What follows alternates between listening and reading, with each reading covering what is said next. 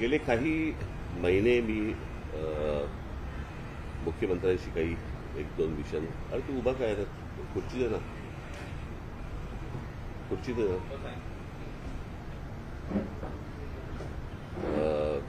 काही महत्त्वाच्या विषयांवरती मी त्यांच्याशी बोलत होतो आणि साधारणपणे त्याचा एक कशा प्रकारे आराखडा आखता येईल. तुम्हाला कल्पना असेल की 2014ला मी एक एस्थेटिक या विषयावरती मी एक 16 मिनिटाची डॉक्युमेंटरी केली होती, जी आजही यूट्यूबवरती आहे. ती आता मी इतर भाषांमध्ये पण करतोय ती आता.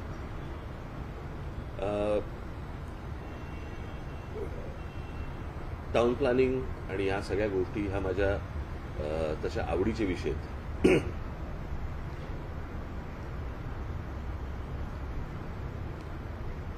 एक स्कॉटिश,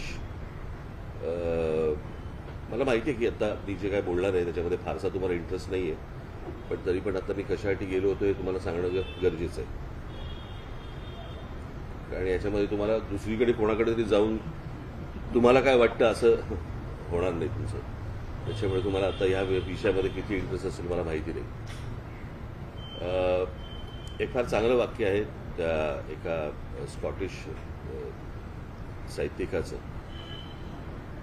आणि त्याच्यानंतर ते बऱ्याच लोकांनी वापरलं. मला असं वाटतं लेनिनने वगैरे पण ते नंतर त्या गोष्टी यूज केल्या थोड्याशा वेगवेगळ्या पद्धतीने, की तुमच्याकडची लहान मुलं कोणती गाणी गातात सांगा, मी तुमच्या देशाचं भविष्य सांगतो, असं ते वाक्य होतं.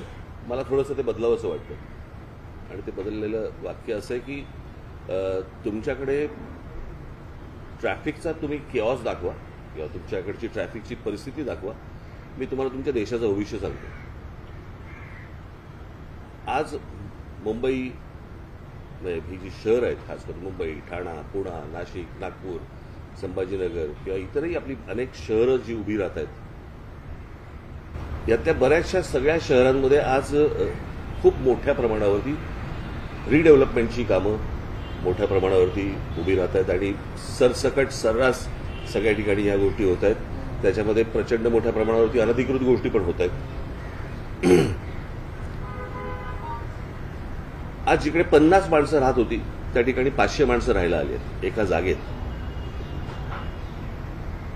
माणसं वाढली आहेत, त्यांच्या गाड्या वाढल्या आहेत, ट्रॅफिक वाढलाय आणि ते सगळ्या गोष्टी रस्त्यावरती आल्यात.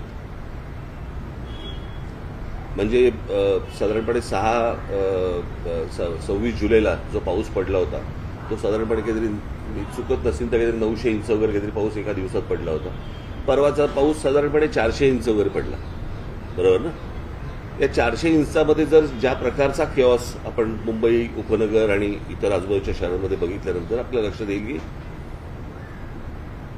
रस्ते कमी आहेत, ट्रॅफिकला शिस्त नाही, कोणी कुठेही गाड्या पार्क करतायत, काहीही चालू आहे.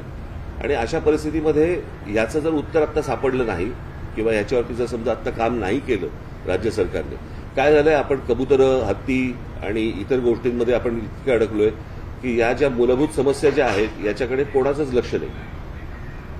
म्हणजे लोकांना गाड्या पार्क करण्यासाठी म्हणून ज्या पार्किंग लॉट जे उभे करायला पाहिजेत सरकारकडनं किंवा महानगरपालिकेकडनं, काही केलेत नाही, अशाला भागले, पण लोक तिकडे जात नाहीत. मला असं वाटतं की या ठिकाणी लोकांनी गाड्या पार्क करणं, जिथे पार्किंग नसेल तिकडे, आणि या प्रकारची एक शिस्त लावणं गरजेचं आहे. अनेक ठिकाणी ज्या बाहेरच्या राज्यांमधनं लोक आलेत, बाहेरच्या प्रदेशामधनं लोक आलेत, जे आज ओला आणि इतर टॅक्स्या आणि रिक्षा आणि सगळ्या गाड्या चालवत आहेत, त्यांना माहितीच नाहीये की या शहरांमध्ये काय प्रकारची सिस्टीम असली पाहिजे, कुठे गाड्या पार्क केल्या पाहिजे, कुठे लावल्या पाहिजे.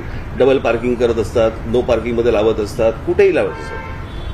आणि त्या दृष्टिकोनातनं मी एक छोटासा आराखडा आज मी मुख्यमंत्र्यांना दिला. त्या प्रकारे आता तिथे मुंबई पोलीस कमिशनर, त्याच्यानंतर मला असं वाटतं ट्रॅफिकचे जॉईंट सीपी कुंभारे साहेब, अशा सगळ्या लोकांना तिकडे बोलवलं होतं आणि तिथे ती बैठक झाली आणि मी काही नमुने त्यांना, हा पण आवाज येणार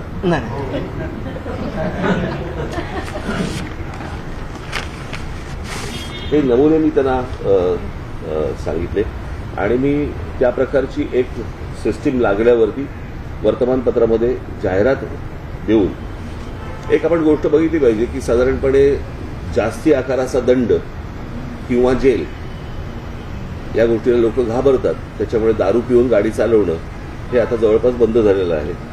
बरोबर. आता काही गोष्टींची शिस्त लावण्यासाठी म्हणून काही तुम्हाला उपाययोजना कराव्या लागतात. मला असं वाटतं ती गोष्ट ट्रॅफिकसाठी पण होणं गरजेचं आहे. अनेकदा आपल्याकडे नो पार्किंगचे बोर्ड लावलेले असतात, कोणी वाचत नाही, कोणी पाहत नाही, काही नाही. आणि त्याच्यातला एक सोपा मार्ग म्हणून मी काही गोष्टी आता मुख्यमंत्र्यांकडे पण दिल्या, सीपींकडे पण दिल्या, जॉईंट सीपींकडे पण दिल्या आणि त्याच्यावरती आता वर्किंग ते करून पुढच्या काही दिवसांमध्ये साधारणपणे मोठे एक मी 2014ला मी सांगितलं होतं की छोटी छोटी जी मैदानं आहेत त्या मैदानांच्या खाली तुम्ही साधारणपणे 500 गाड्या, 800 गाड्या, 1000 गाड्यांचं पार्किंग होऊ शकतं. आणि त्या प्रकारची टेक्नॉलॉजी जगभर आहे. मैदानं जाणार नाही, ती पार्किंग झाल्यावरती मैदानं तशीच्या तशी इंटॅक्ट राहतील. मुलांना खेळण्यासाठीची जी मैदानं आहेत ती मैदानं कुठेच जाणार नाही. सो अशा प्रकारच्या अनेक अरेंजमेंट्स, अशा प्रकारच्या अनेक गोष्टी आपल्याला करता येण्यासारख्या आहेत. त्यातली पहिली गोष्ट मी त्यांना सांगितलं होतं की पार्किंग आणि नो पार्किंग याच्यासाठी जे फुटपाथ आहेत त्या फुटपाथनं आपले काही रंग असले पाहिजेत. याच्यावरती म्हणून मी तुम्हाला जस्ट अशा प्रकारचा हा नो पार्किंग रेड आणि ब्लॅक म्हणजे तुम्हाला साधारणपणे अंदाज येईल. हा साधारणपणे मी आता इथलेच फक्त फोटो काढून मी जस्ट मला दाखवलं. या प्रकारचे इथे गाड्या पार्क करायच्या नाहीत आणि केल्या तर काय प्रकारचं त्यांना शासन होऊ शकतं किंवा काय प्रकारचं त्यांना दंड आकारला जाऊ शकतो यावरती आता मला असं वाटतं राज्य सरकार त्याच्यावरती काम करतंय. त्याचे जनरल त्यांना आखण्यासाठी म्हणून कुठे कुठे पार्किंग असू नये, मुंबईचा मॅप घेता किंवा ठाण्याचा मॅप घेता, पुण्याचा घेता, हे त्यांना सोपं करावं म्हणून. आणि कशा प्रकारची जाहिरात वर्तमानपत्रामध्ये केली पाहिजे आणि मग त्याच्या खाली साधारणपणे काय आकारातला दंड आकारले जातील आणि काय वगैरे, तर ह्या प्रकारचं साधारणपणे मी त्यांना एक आत्ता प्रेझेंटेशन हे दिलं. आणि मला असं वाटतं की ह्याच्यातनं किमान आत्ता थोडी बहुत शिस्त लागायला तरी सुरुवात होईल आणि अनेकांना कळेल की कुठे गाड्या पार्क. आज 2 चाकी वाहनं जी आहेत या 2 चाकी वाहनं आज ट्रॅफिक सिग्नल पाळत नाहीत. मला अनेक मुंबईकर असे असतील की ज्यांना 100% माहिती आहे की ही गोष्ट की रात्री साधारणपणे 12 वाजता जरी सिग्नल चालू असेल तरी गाड्या थांबायच्या. आता दुपारी 12 वाजता पण थांबत नाही. आणि ही या प्रकारची बेशिस्ती की कायद्याला न जुमानणं आणि कायदा जरी तुम्ही केलात तरी आम्ही आमच्या पद्धतीने वागणार. मला असं वाटतं याच्यातनं शहरं उभी नाही राहणार. आपण अजून वाईट गोष्टींकडे आपण जाऊ. अत्यंत विचित्र लेवलवरचा केऑस हा भविष्यामध्ये मला दिसतोय जर आता याच्यावरती जर काही उपाययोजना झाल्या नाहीत सरकारकडनं तर. कारण त्या प्रकारची बेशिस्ती ही अजून वेगवेगळ्या गोष्टींमध्ये येत जाणार आणि मग ते एकदा हाताबाहेर गेलं की कोणीच काही करू शकणार नाही. आज प्रत्येक एखादी कंपनी असते, एखादी शाळा असते, एखादं कॉलेज असतं, प्रत्येक ठिकाणी काही नियम असतात. मला असं वाटतं शहरांचे पण नियम असतात आणि कशा प्रकारे तुम्ही गाड्या चालवल्या पाहिजेत, कुठे गाड्या पार्क केल्या पाहिजेत, कुठे लोकांना चालायला फुटपाथ नाहीये, फुटपाथवरती फेरीवाले बसलेले असतात, काही लिगल असतात, अनेक इलिगल असतात, त्यांचं काय करायचं. मला असं वाटतं की याचा एक आराखडा या शहरांचा आखणं खूप आवश्यक आणि गरजेचं आहे आणि आत्ता त्याची अत्यंत नितांत गरज आहे. कारण ते जर समजा आता मी मगाशी सांगितल्याप्रमाणे जर हाताबाहेर आत्ता गेलेलंच आहे परंतु आत्ता तरी आटोक्यात आणता येईल पण याच्या पुढे अजून काही वर्षानंतर ते हाताबाहेर जाणार आणि ते तुम्हाला कोणालाही आवरता येणार नाही. आणि या गोष्टींसाठी म्हणून अत्यंत गंभीर अशी ही बैठक आत्ता मी मुख्यमंत्र्यांबरोबर मी करून आलो आणि पुढच्या काही दिवसांमध्ये त्यांच्याकडनं काही रिझल्ट्स घ्यायला सुरुवात होतील. पार्किंग लॉटचं सांगितलं ना मी आता ते 3 पार्किंग लॉट्स आत्ता एक मुंबई शहर, मुंबई उपनगरामध्ये 2 अशामध्ये सुरुवात करणार आहेत आणि मग त्याच्यानंतर त्याचं त्या गोष्टी वाढत जाणार आहेत आणि वाढवले जातील आणि कंपल्सरी तिकडे पार्किंग केलं जाईल. साहेब मुद्दा उपस्थित राहतो की आता तुम्ही दाखवला तो पार्किंगच्या विषय तुम्ही म्हटलं की टाऊन प्लॅनिंगच्या दृष्टिकोनातून अजून काही सजेशन त्या बेसिक कोणत्या केलेल्या आहेत आणि काल जो पाऊस झाला त्याच्यामध्ये आपण 2 गोष्टी पाहिल्या की नवी मुंबई किंवा त्या परिसरामध्ये तितकाच पाऊस झाला जेवढा वसई विरार परिसरामध्ये झाला. थोडंसं 5-50 ml जास्त झाला असावा मिलीमीटर. तर तरी सुद्धा दोन्ही शहरांमधले जर बघितले मी काही त्यातला तज्ज्ञ नव्हे. मला असं वाटतं जी लोक तज्ज्ञ आहेत त्यांना सरकारने बोलवलं पाहिजे. आणि आपल्याकडे अशा प्रकारचे तज्ज्ञ अनेक आहेत की जे यामध्ये सजेशन्स सरकारला देऊ शकतात. फक्त हे वॉर फुटिंगवरती तातडीने याच्यावरती उपाययोजना होणं गरजेचं आहे. कळलं का? आणि मला असं वाटतं की याच्यावरती मी काही नावं सजेस्ट करीन, आपणही काही नावं सजेस्ट करा की आपण सरकारला सांगून आपण ही गोष्ट करून घेऊ शकतो. पार्किंगच्या व्यतिरिक्त इतर विषयांवर सुद्धा काही नाही, आत्ता मला असं वाटतं हा विषय सगळ्यात गंभीर विषय आहे आणि तो म्हणजे ट्रॅफिकचा. कारण त्याच्यामुळेच सगळ्यात जास्ती किंवा आता गणपती येतील, बरं का, त्या सगळ्या गोष्टी सुरू होतील आणि बस चाललंय म्हणून चालवत राहायचं असं नाही होऊ शकत. काही वर्षांपूर्वी मुंबई महानगरपालिकेनं विशेषतः शहर परिसरामध्ये अनेक विकासकांना जागा या वेगळ्या एका सेक्शन खाली सार्वजनिक पार्किंग उपलब्ध करून देण्यासाठी दिलेल्या होत्या. त्या पार्किंग तयार आहेत, परंतु तिथले दर जे आहेत ते सर्वसामान्यांना परवडणारे नाहीये. मी तुम्हाला एक त्यामुळे तिथे कोणी जातच नाही. आता मी तुम्हाला सिंपल लॉजिक सांगतो की साधारणपणे आता जर समजा गाड्यांचे दर पाहिले तर पार्किंगचा दर परवडायला काही हरकत नसेल. तुम्ही जर गाड्यांचे आता सगळे दर बघा ना आता काय आहेत ते, आणि साधारणपणे महिन्याला 2,000 आणि महिन्याला 1,500 आणि महिन्याला असे जर समजा 3,000 समजा असतील, बरोबर आहे, तुमची गाडी सेफ राहते, गाडी रस्त्यावरती त्रास देत नाही. सगळ्याच गोष्टी फुकट नाही मिळू शकत ना. मग जर समजा आपण तसं जर बघायला गेलं तर समजा आता एखाद्या भागाचं समजा आता आपण असं पकडूया की साधारणपणे दादर भागामध्ये स्क्वेअर फुटाचा भाव काय चालू आहे? काय 70-80 हजार रुपये स्क्वेअर फूट चालू आहे ना. मग रस्त्यावरती जी गाडी तुम्ही पार्क करता तो किती स्क्वेअर फूट घेता? ते स्क्वेअर फुटात मोजायचे का आता?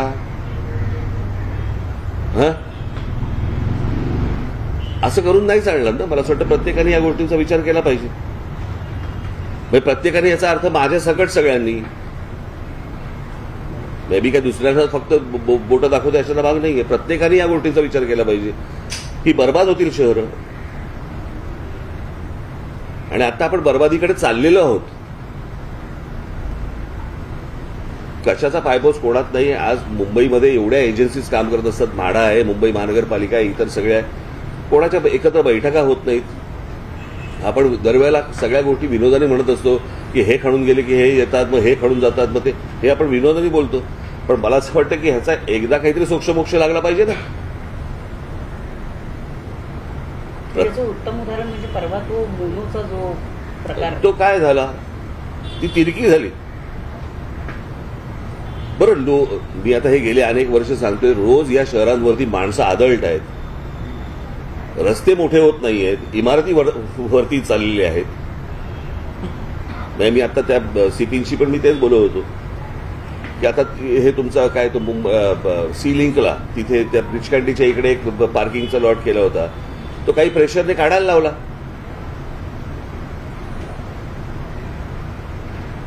काही धनदांडगे वरतून जे येतात आणि ते आमच्यासमोर पार्किंग नको, तुमच्यासमोर पार्किंग नको म्हणजे काय? आज सगळा ब्रिज कॅन्टीचा जो केऑस झालाय तो त्याच्यामुळे झालेला आहे. आणि मी ती पण गोष्ट आता मी मुख्यमंत्र्यांच्या घरावर घातली आणि ती गोष्ट आता सुरू करतील ते. सीएम काय म्हणणे वाहनं जी विकत घेतली जात आहेत त्याचं कारण आहे की वाहतूक व्यवस्था जी आहे, सार्वजनिक व्यवस्था ती पूर्णपणे कोलमडलेली आहे. नाही, मी परत तुम्हाला तेच सांगतो ना, म्हणजे ह्याचं कारण येणारी माणसं जी आदळतात त्याच्यामुळे ना. आता बीईएसटी किंवा मुंबईची रेल्वे ही लोकल जी आहे ही मला असं वाटतं जगामध्ये अशा प्रकारे लोक घेऊन जाणारी पहिली असेल ही.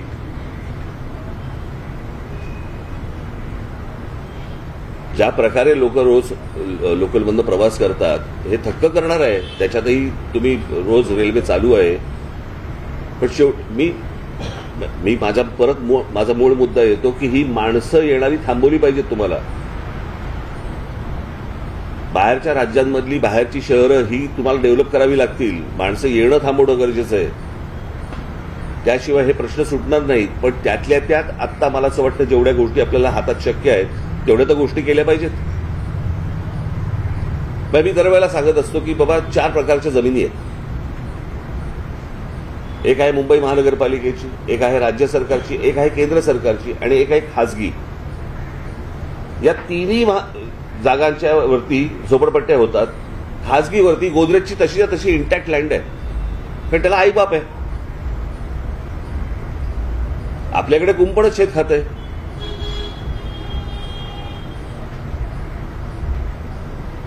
आणि त्याच्यामुळे आज ज्यांना तुम्ही गाड्यांची लायसन्सेस देताय त्यांना हे शिकवलंही जात नाही कुठे गाडी पार्क करायची आणि कुठे कसं वागायचं, कारण त्यांना कोणत्याही प्रकारचा दंड नसल्यामुळे किंवा कोणत्याही प्रकारची त्यांना भीती नसल्यामुळे या सगळ्या गोष्टी शेवटी सरकारची अशा बाबतीत नको तिकडे भीती दाखवतात. कळलं का? की तुम्हाला काय ते नवीन काय फ्रेज आली, नक्षल काय, शहरी नक्षल, अर्बन नक्षल. हा, अर्बन नक्षल. ते अर्बन नक्षलपेक्षा इथे शिस्त लावा ना.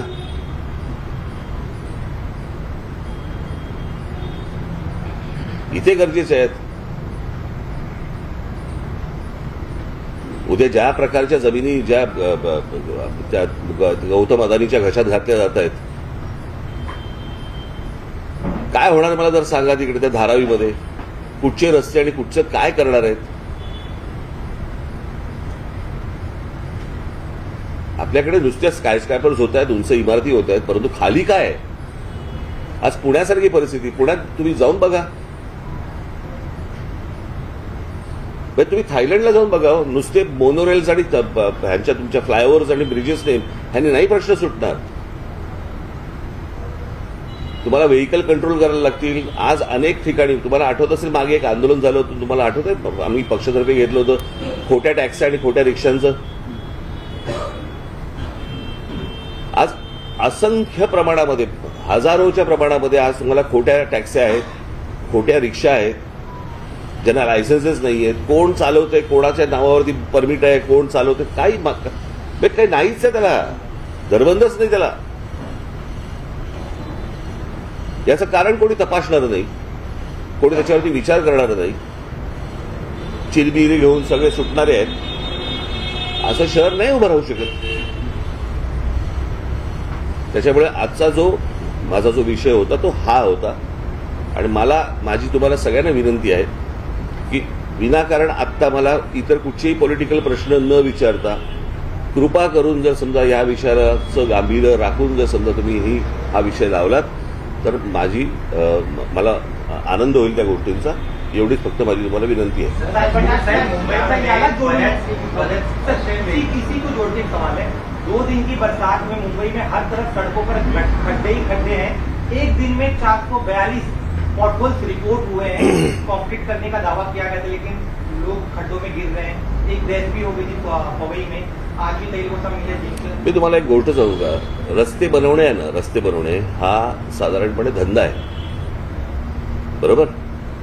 धंदा कशा अर्थाने बोलतोय मी, की टेंडर काढायची, रस्ते बांधायचे, ते खराब झालेच पाहिजेत. याच्यामध्ये सगळा जो नेक्सस आहे ना तो सगळा तसाच येतो की याच्यामध्ये ते खराब झाले पाहिजेत. खराब झाले की लगेच ते खड्डे बुजवायचं टेंडर निघतं आपल्याकडे.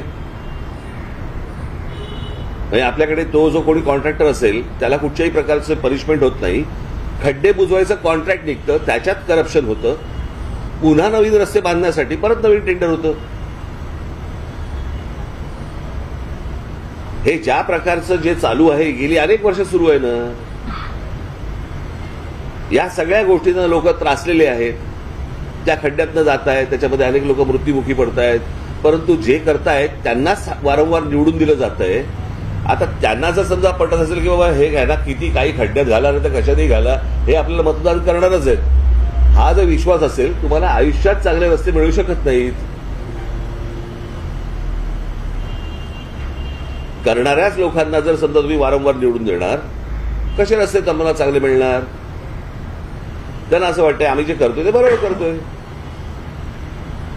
त्याच्यामुळे 400 खड्ड्यांचं काय घेऊन बसलात तुम्ही. आणि हा विषय फक्त मुंबईचा नाही आहे, हा सर्व शहरांचा विषय आहे. फक्त काय आहे प्रॉब्लेम, जे बाहेरच्या राज्यांमधून येतात त्यांना महाराष्ट्रातले खड्डे दिसतात, फक्त त्यांची राज्य खड्ड्यात गेलेली दिसत नाहीत. सारखं चॅनलवरती आपलं दाखवायचं की मुंबईमध्ये काय झालंय आणि महाराष्ट्रामध्ये काय झालंय, बाकीच्या राज्यांमध्ये काय झालंय ते एकदा बघा. पण बरोबर बोलतोय ना मी? हे आता सीएमएनडी काय म्हणतं आणि मुद्दा परत उपस्थित राहतो की तुमचं म्हणणं आहे की शहरांमध्ये मुंबईत सॉरी ऐकलं ना मी. सीएम तुमच्या या सगळ्या गोष्टींवर त्यांचं काय म्हणणं आता सीएमचं आणि दुसरं चलत राहतो. तुमचं सगळ्यात मूळ मुद्दा परत असं येतो की मुंबई शहरावर सगळ्यात जास्त लोड येणं. मुंबई शहरावरती नुसता लोड नाही येतोय, तो ठाण्यावरती येतोय, तो पुण्यावरती येतोय, तुम्ही महाराष्ट्रातल्या सर्व शहरांवरती येतोय तो. हा एकट्या मुंबईवरती येत नाहीये. याचं कारण ज्या प्रकारे लोकप्रतिनिधींनी ज्या प्रकारे जागृत राहायला पाहिजे त्या प्रकारे ते होत नाही. प्रत्येक जण ते कसं आहे, पूर्वीच्या काळी एक ते वाक्य होतं ना, इंच इंच लढू, तसं आता लोकप्रतिनिधींचं एक वाक्य झालेलं आहे, इंच इंच विकू. त्या सगळ्या इंच इंच विकण्यामध्येच यांचा डेव्हलपमेंटला कोणाचाच विरोध नाहीये, पण त्याला कुठच्याही आकार उकार नसताना केलेली डेव्हलपमेंट ही तुमच्या अंगाशीच येणार. काय होतंय, आपण हे पिल्लू इकडे इकडे इकडे वरती काय झालं, काल माईक एवढा आहेस तू, काय झालं, काय ह्याचं नाव रायनो, काय राहू दे. तर तुम्ही बोलतानाच सुरुवात केली की इतके सगळे बोलतानाच सुरुवात केली म्हणजे बोलतानाच तुम्ही याच्यामध्ये उल्लेख केला की इतके सगळे गंभीर विषय असताना देखील कधी कबुतराचा विषय येतोय, कधी हत्तीचा विषय येतोय. काल अजून एका पत्राचं खूप चर्चा होते की आता महाराष्ट्रात वराह जयंती साजरी व्हावी शासकीय याच्यानुसार, अधिकृतनुसार. हे सगळे विषय, या सगळ्या विषयांमुळे मूळ विषय बाजूला पडतोय. दरवर्षी पाऊस, दरवर्षी तेच गोंधळ आणि इतक्या मोठ्या विषयांमध्ये हे विषय मला तुम्हाला हेच सांगायचंय जे तुम्ही करणार नाही आहात, कळलं का? हे विषय आले की दाखवू नका, वादच होणार नाहीत. ज्यांना वाद घडवायचे आहेत, जर समजा तुम्ही त्याला फारसं महत्व दिलं नाही तर हे वाद होणारच नाहीत. हे जाणून बुजून केल्या जातात गोष्टी. मला एक गोष्ट कळली नाही, तुमच्या घरात जर समजा एक 4 उंदीर झाले तर त्याचं काय करता तुम्ही? बरोबर ना? नाही गणपतीचं वाहन आहे म्हणून ठेवतो का आपण? नाही ना. मग असे कोण जैन लोक आहेत की जे कबुतरावरती बसून फिरायला जातात? काय त्या कबुतरांचं? बरं, फक्त कबूतर मेली नाही पाहिजेत, माणसं मेली चालतात. एवढी आज रेल्वे खाली माणसं जात आहेत, इतर सगळी काय आपण त्याला खड्ड्यांमध्ये माणसं जात आहेत. माणसांपेक्षा कबुतर महत्वाचे आहेत. पण मला माहिती होतं की तो पॉलिटिकल सगळा विषय आहे, राजकीय विषय, आणि त्या राजकीय विषय तशाच प्रकारे तो लावायचा होता की जेणेकरून, आणि त्याच्यात त्यांना लक्षात आलं की ह्यांच्याकडनं काही रिस्पॉन्स मिळत नाहीये. कारण आम्हाला माहिती आहे की कुठे रिस्पॉन्स द्यायचा एवढं तर आम्हाला कळतं की नाही. आणि हे मी आत्ता जे सांगितले हे खरं तर मूळ विषय आहेत,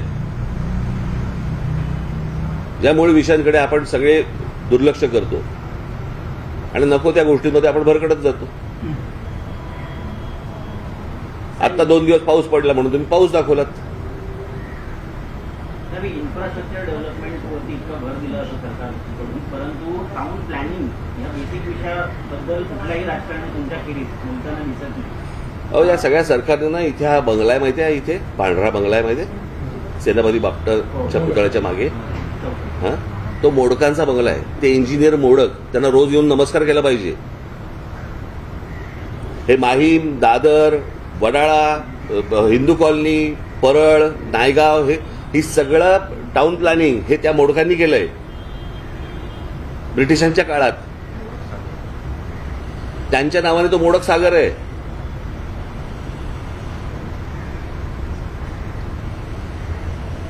ह्या गोष्टी आपल्या समोर आहेत ना.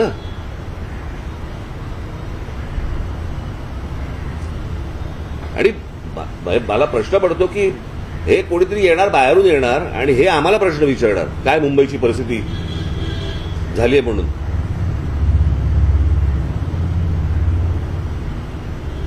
तो जो बाहेरून जो लोंढे येतात त्याच्यामुळे अनेक गोष्टी इथे उभ्या राहिल्या, अनेक प्रॉब्लेम्स इथे उभे राहिले.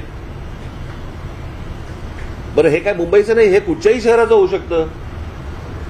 उद्या जर समजा तुम्ही कुठच्या दुसऱ्या राज्यांमध्ये गेलात आणि इतकी माणसं जर त्या राज्यामध्ये लखनौमध्ये गेली, आता मला तुम्ही सांगा त्या कुंभच्या वेळेला त्या काय ते प्रयागराज, त्याची लोकसंख्या किती आहे प्रयागराजची?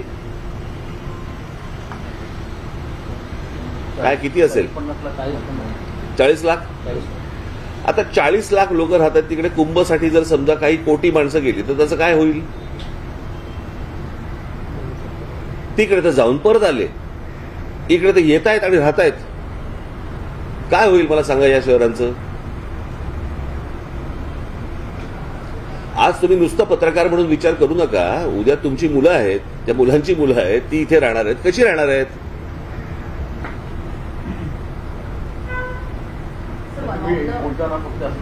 सीएम काय म्हटले? सांगितलं ना मी करणार आहेत म्हणून. हे मी पहिल्यांदाच मला असं वाटतं सुरुवात करतानाच सांगितली होती. काय सुरुवातीला बोलताना नाही, पण दरवेळेस पाणी भरणार नाही मुंबईमध्ये. हे बाबा, हे प्रश्न तुम्ही आता कसं आहे, मी सगळ्या गोष्टींचा आत्ता बोलायला नव्हतो गेलो. मी आत्ता बेसिक विषय होता तो म्हणजे ट्रॅफिक आणि रिडेव्हलपमेंटमुळे होणारं वाहनांची रस्त्यावरती येणं. हा आत्ता सगळ्यात मोठा गंभीर विषय आहे. अनेक गंभीर विषय आहेत, त्यातला हा एक गंभीर विषय तो मी आत्ता बोलून आलो. So one of the reason for the traffic congestion is the missing link. There are missing links. According to the development plan of 1991 and 2034 of the BMC, there are 22 planned roads. If implemented, there will be no need for coastal roads or external roads. But that doesn't seem to be in planning at all. प्रश्न असा आहे ना की आपल्याकडे कायदे आहेत, बरोबर आहे. आपण लॉ अँड ऑर्डर म्हणतो ना. सो लॉ आहे, ऑर्डर नाही आहे. आपल्याकडे कायदे आहेत, आपल्याकडे सगळ्या गोष्टी आहेत, परंतु या प्रकारची कोणतीही गोष्ट काय, मी तुम्हाला तेच सांगतो ना की हा विषय गंभीर महत्वाचा आहे. हेच मुळात राज्य सरकारमध्ये मान्य होत नाही ना. हे राज्य सरकार फक्त नाही म्हणत मी, अगोदरची सगळीच राज्य सरकार. तुम्ही कोणत्याही राज्यामधल्या राज्य सरकारमध्ये टाउन प्लॅनिंग असा विषयच येत नाही. आपल्याकडे डीपी बनतो पण टीपी नाही बनत.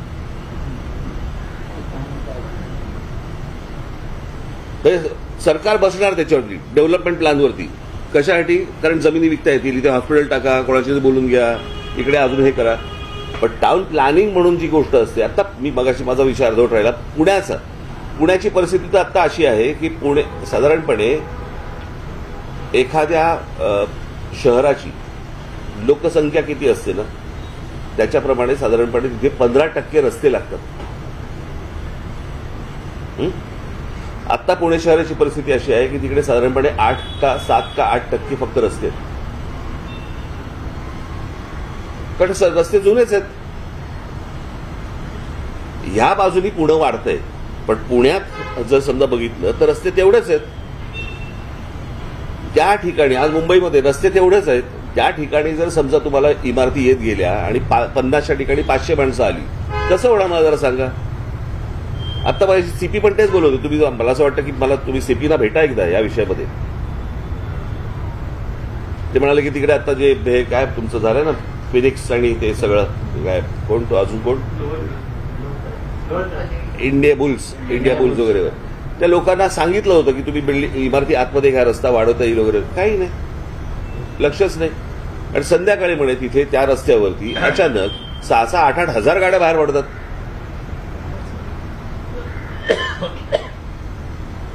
कशा पूर्ण गोष्टी तुम्हाला. चला.